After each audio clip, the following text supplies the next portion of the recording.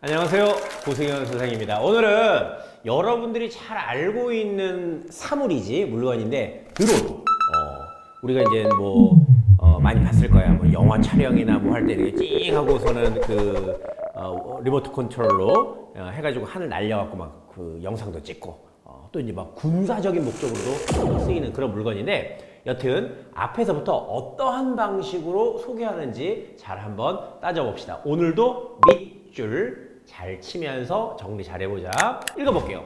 드론은 인간에 의해 원격 조종되거나 자율비행하는 무인 비행체를 의미한다. 여러분들이 잘 볼 때 무엇인가에 대해서 소개를 하려고 하잖아. 그러면은 의도적으로 가운데 있는 말 물론 중요하지. 그런데 우리말은 정말 중요한 게 주어, 서술어. 이게 정말 중요하단다. 딱 봐도 뭡니까? 설명의 대상은 드론이지요. 드론은 뭡니까? 결과적으로 무인 비행체를 의미해. 근데 이 무인 비행체는 어떤 거냐 하면은 사람이, 선생님이 얘기했었던 것처럼 조종기로 그러니까 리모컨이에요. 리모컨. 조종기를 여기서 밑에서 지상에서 또는 어디 무슨 기지 같은 데서 이렇게 조종을 하거나, 아니면 무엇인가의 장치에 의해서 지가 알아서 막 비행을 해. 오케이? 그러니까는 사람이 조종하거나 조종을 안 하거나 무인 비행체. 결과적으로 뭐야? 사람이 그 안에 타 있지 않은 날아다니는 것들. 됐습니까? 그러니까는 드론은 이렇거나 저렇거나 무인 비행체를 의미한다. 이렇게 정리해 볼 수가 있겠네. 얘들아, 요 한 문장에 얼마나 대단한 의미가 담겨 있다고 선생님이 고래고래 소리를 질러가면서 설명을 하겠니? 이 내용 자체가 중요한 것이 아니라 여러분들이 글을 읽을 때에 목적성을 잃지 마. 이 한 문장은 뭐에 대해서 설명하는 거야? 드론이라는 아이에 대해서 설명하고 얘의 개념을 정리해 주는 거야. 그러면 이 개념을 정리할 때 가장 중요한 부분에 여러분들이 주목을 하셔야지요. 그런데 그냥 평면적으로 읽는다고. 그러니까 문장에도 문단에도 중요한 부분이 있어요. 포인트를 줘야 되는데 여러분들이 이렇게 읽어. 하나 똑같이 읽어. 그러면 안 돼. 하나 중요한 부분은 하나 중요한 부분은 그래서 여러분들이 글을 읽으면서 어떤 부분이 중요하고 어떤 부분이 중요하지 않은지 이런 것들을 좀 잘 구분하셔야 됩니다. 억지로 하지 마세요. 자연스럽게 됩니다. 드론은 영어로 드론이라고 표기를 하는데 수컷 꿀벌을 뜻하는 영어 단어인 드란에서 유래가 되었대. 아하. 그러니까 이 어휘의 유래에 대해서 설명을 해주고 있어요. 그러니까 드론이 날 때 무슨 소리가 엥 소리 나잖아. 꿀벌에서부터 유래하였대. 드론은 작동할 때 벌처럼 웅웅 거리는 소리가 난다. 그러니까 그렇기 때문에 드란이라고 하는 원에서부터 드론이라고 하는 말을 만들어내었다. 이렇게 정리해 볼 수가 있겠네.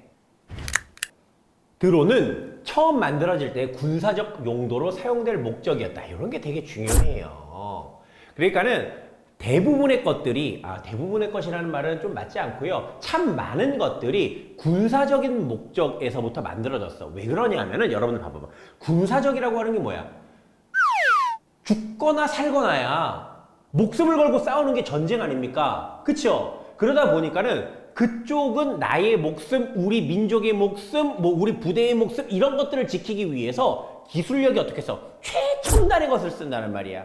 여러분들이 쓰고 있는 인터넷 있죠? 이 인터넷도 처음에는 어디서부터? 군사적인 목적에서부터 만들어진 거였어. 그러니까는 군사적인 용도로 만들어졌다가 우리 많은 사람들이 광범위하게 쓰는 그런 물건들, 그러한 기술들이 무척이나 많단다. 초기 드론은 조종사 없이 장거리를 비행하는 무인 비행기로 개발되었고, 처음에는 뭐야? 무인 비행기로 개발되었대. 군사 정찰. 정찰이라는 게 뭔가? 나쁜 놈들이 잘하고 있나 살펴보는 거야. 군사 정찰. 지상 지원 작전에 사용되었다. 그러니까 하늘에서 떠서 일로 돌격해도 됩니다. 절로 가면은 다리가 끊겨 있습니다. 위에서 먼저 알려주는 거야. 그래서 군사 정찰, 지상 지원 작전 따위의 군사적인 목적으로 무인 비행기로 개발이 되었대. 그 이후엔 인간이 감수해야 할 위험을 피하고 인간의 현실적인 제약과 한계를 극복하는 수단으로 발전해왔다. 이렇게 됐네. 야, 참 안타까운 일인데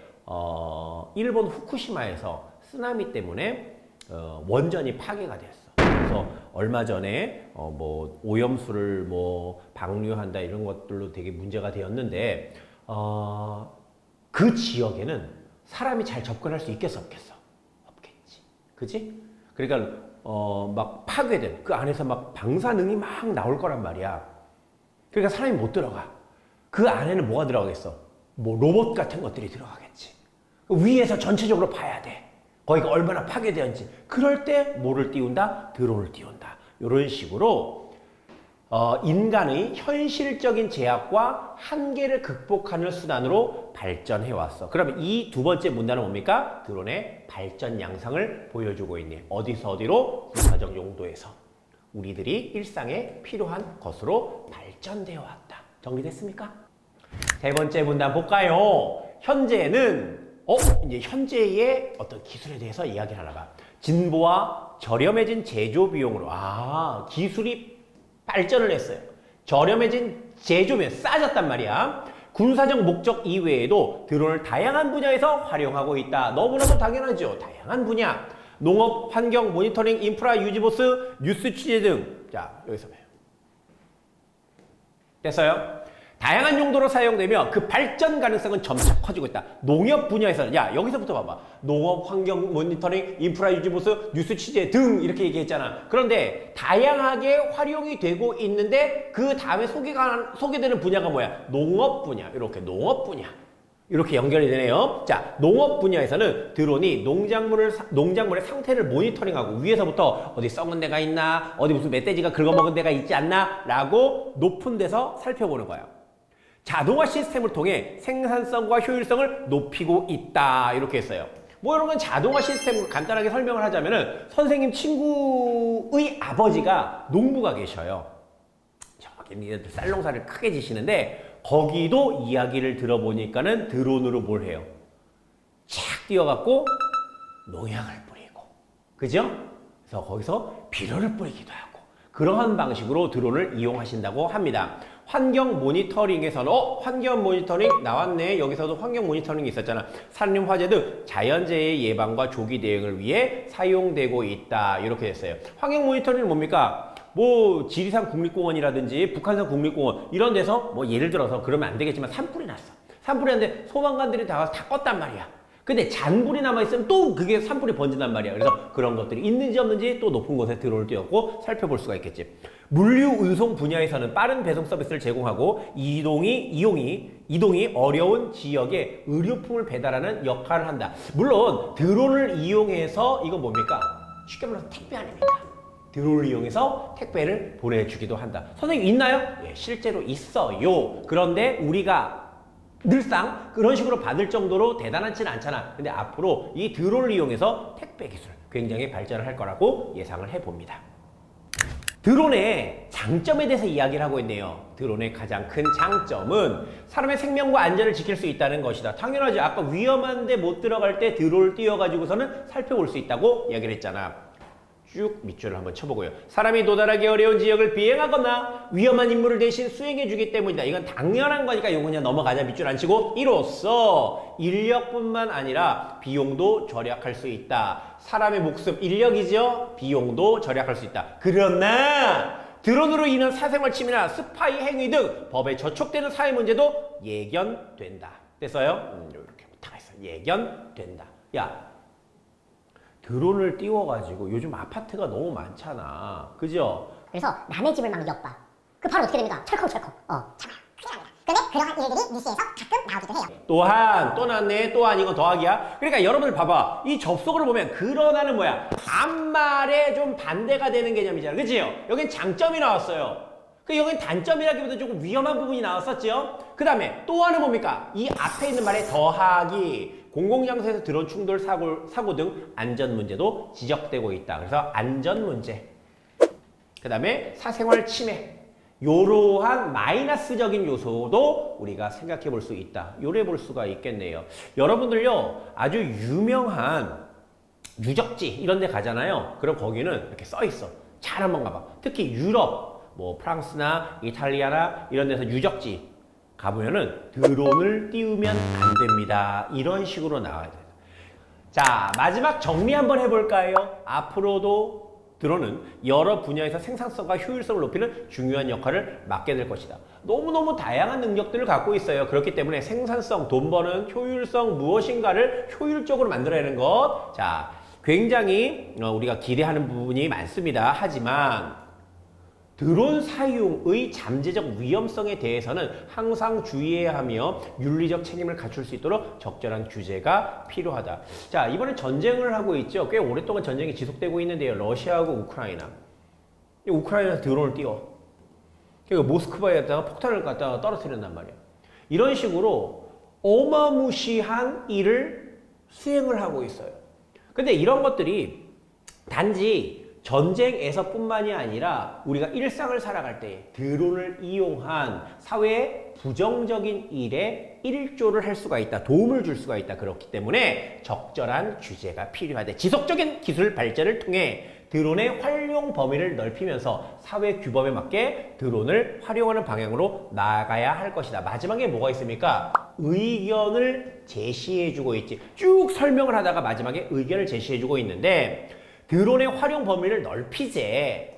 얘는 어떤 아이야? 생산성과 효율성에 도움을 주는 아이야. 우리가 잘 쓰면 매우 경제적으로 또는 경제적 아닌 부분에서도 굉장히 우리에게 도움을 많이 줘. 그런데 우리가 이것을 잘못 사용하게 되면 사회적으로 부정적인 일을 자행할 수 있기 때문에 사회 규범에 맞게 드론을 활용하재. 이렇게 해서 드론 소개를 마치도록 하겠습니다. 자, 1번 문제 한번 살펴보도록 하겠습니다. 이 글에서 알 수 있는 내용이 아닌 것은 했어요. 그러니까는 뭐 밑줄 친 내용에 이러한 내용이 담겨져 있니 없니 요를 한번 따져보시기 바랍니다. 드론의 어원, 1문단에는 뭐 드란 뭐 이런 말들이 있었잖아. 그치? 초기 드론이 개발된 목적, 이거 어디였어? 두 번째 문단에 군사적인 목적이 있었대. 세 번째, 드론 제조의 비용 절감, 싸졌대. 이거 어디 있었어? 3문단에 있었대. 그런데 3번이 정답이야. 왜 3번이 정답이야? 제조 비용의 절감, 제조 비용이 싸졌어 라고 하는 사실은 3문단의 앞에 부분에 있지만 제조 비용 절감 방법, 어떻게 해서 이게 싸졌어 라고 하는 이 방법 자체는 나와 있지 않아. 그러므로 답은 3번. 됐니? 드론이 활용되는 분야, 다양한 부분에 사용되고 있대. 3문단에 있었고요. 드론의 위험성, 여러 가지 위험적인 부분들이 있다. 뭐 사생활 침해라든지 이런 것들 어디 있어요? 마지막 부분 다 4문단에 있었다. 정답은 3번 되겠습니다. 자, 2번. 너무나도 당연한 답을 도출할 수가 있겠는데요. 내용과 일치하지 않는 것이야. 한번 1번부터 쭉 읽어볼까요? 드론은 군사정찰과 군사작전을 위해 개발되었다. 만들어졌대요. 맞고요. 과거에는 지금보다 드론의 가격이 높았다. 어때요? 싸졌다라고 얘기를 하잖아요. 그러니까 과거에는 비쌌다라고 하는 것을 우리가 살펴볼 수가 있어요. 맞고요. 드론은 뉴스 취재에 활용되고 있다. 다양한 분야의 뉴스 취재에 있었죠. 맞고요. 드론은 사생활 침해를 막는 개똥 같아. 그지? 드론은 사생활 침해에 위험이 있다고 했지. 막는 일에도 활용될 수 있다라고 하는 내용은 어디에도 나와 있잖아요. 답은 4번 되겠고요. 5번. 드론을 윤리적으로 활용할 수 있는 방안을 찾아 나가야 된다. 뒷부분에 어때요? 이런 위험성이 있기 때문에 제도적인 장치가 마련돼야 된다라고 하는 부분이 있었지요. 자, 3번 문제 살펴보도록 합시다. 야, 좀 문제가 길다고 해서 쫄지 마. 윗글을 바탕으로 보기에 내용을 잘못 이해한 학생은 했어요. 그러니까는 윗글을 근거로 해서 예를 한번 살펴보자는 것이야. 자, 보기 한번 볼게요. 경북 예천에서 폭우로 인해 2명이 실종. 아우, 안타까워요. 경북 소방본부는 이들이 지난 15일 새벽에 발생한 산사태에 휩쓸렸을 가능성을 보고 있어요. 그래서 소방본부는 강변, 강 주변, 수상, 물 위, 벌방리 마을에 수색견, 드론, 헬기 등을 투입하여 실종자 수색 작업을 벌이고 있대. 여기에 당연히 뭐가 투입됐어요? 드론, 헬기 이런 것들이 투입됐네. 헬기는 뭐야? 사람이 타고 있다? 드론 뭐야? 사람이 타고 있지는 않다. 이렇게 볼 수가 있겠네. 자, 이게 답이 5번인데요.